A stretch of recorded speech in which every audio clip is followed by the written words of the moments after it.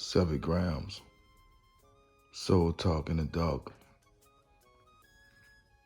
I want to wish the great, one of the great, best to ever do it, Bobby Hemmett. Birthday is today. Happy birthday to Bobby Hemmett.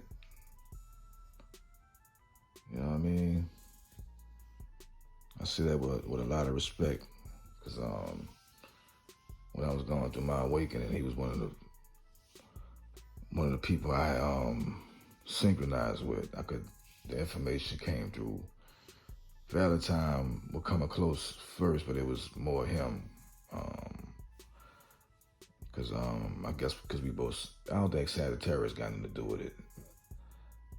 I found it out like fucking later, like just listened to one of his lectures what his sign was, but I don't think they really got too much to do with it, because and them two niggas was cool. So I just want to wish you a great and him and my brother birthday. Both is in November, which is amazing. He fuck with both of them too. We just fuck with people that's real. I hate to say real, but we just people that's true and not title driven, and accolades is something that's for you, not something to be showed off, you know. But that's something that you accomplish. It ain't taking that away from what we do, but you know, notice the great ones don't lead with that. They just mention that shit if they do it at all, and you know, because those titles limit you. It's good to accomplish things, but I'd rather be formless, and I got that from Valentine. So just want to play something because they want to stop us from loving each other, loving yourself, whether you choose to be by yourself, because I understand people been so tired of being hurt in just relationships, and your experiences could shape you. But I'm to the point where, you know, I want to preach about healing. And that's why I give you information like I got from the great master teachers to help us rise and give you things that can help you do things in real time. Because this whole thing is about information that you can use in real time, and love is very important. Because no matter if you choose to keep it to yourself or give it away, you have to lead with love. Real talk. Check them out. About somebody other than how they make you feel. Now we know this for a fact. All white folks in the office. You come and in the morning time, you say, "Hi, how you doing?" They say, "How you doing?" And you go on about your business. You come back a few minutes, you might see that person again, and you might go, as a black person, "How you doing?" We greet them every time. And they're looking at you like you crazy. Because no, we've already done that. They got certain protocols. And they want to know, what the fuck is this black person? Every 5 minutes he got to say something to me. It's just that black people, we go there, we feel. So by we feel, we engage in contact. That's why black people might not necessarily like you, not because of your political affiliation, you see what I'm saying, or any type of thing that you do, your worldview. They might not like you just because you don't make them feel a certain way, or those two me. They can't feel you. That's the point I'm trying to make. Because the political thing, you can make a person feel a certain way based on your politics. Black people and indigenous people can go, "Oh, I ain't feeling you." And it doesn't have anything to do with your political expression, your style, or anything. You know what I'm saying? You can have on a nice suit. You can even be a person that tries to act nice. And they go, "Oh, I don't know, something ain't right about him. I ain't feeling him." You see what I'm saying?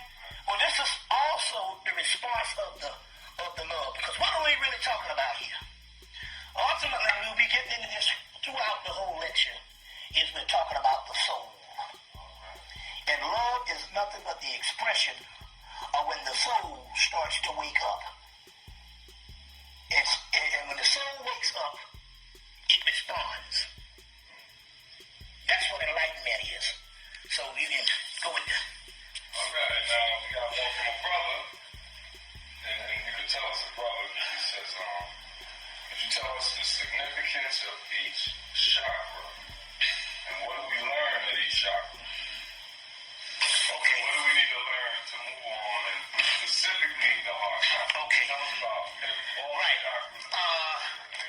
What do we learn at each chakra? Well, that's why it was good that I went with this diagram. So basically, it's still 1, 2, 3, 4, 5, 6, 7. 7 dots within this circle. This is a good one now. This book here, I recommend this book. This is on page 425 of Kundalini, Evolution and Enlightenment by Dr. John White, edited by John White. And in here, you learn certain things. Yes. Up top, yes. All right. Now, are there elements for each chakra or elements? I'm quite sure that if it might be in the head, after you have a uniting of the energy getting to a certain level, it polarizes the 4 elements. So the four elements are produced after a certain illumination of energies. You see what I'm saying? Now, obviously the genitals are the role. I talked about this on the automaton aspect, so I pretty much answered the question. This is the root chakra, which is desire, lust. It can be greed, it can be things on how you feel, but you can't really direct it and stuff until you start going up to each level. Then you become more in charge of the forces that is down in the root chakra.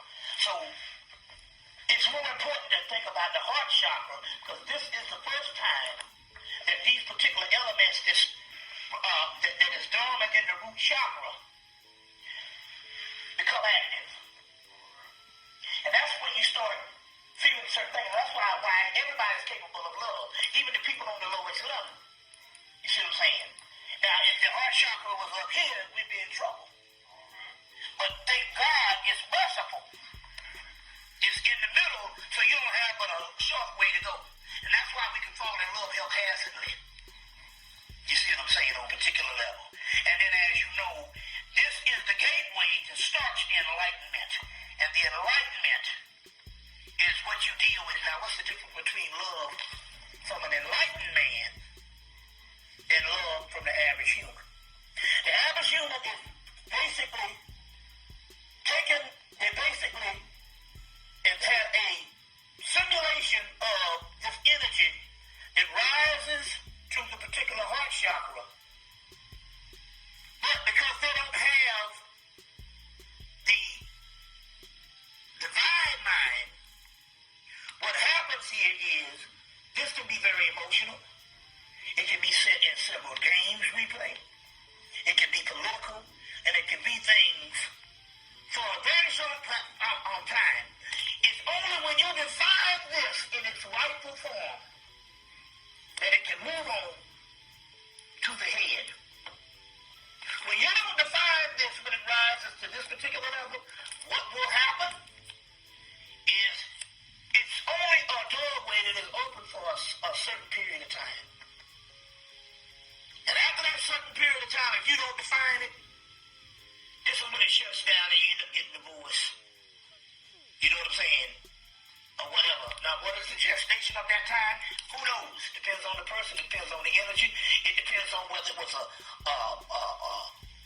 real subtle energy or whether you were in love at all. But when you define it by surrendering to it, which is what happens in the book Blue Heaven Bond League book. He said you have to surrender to this.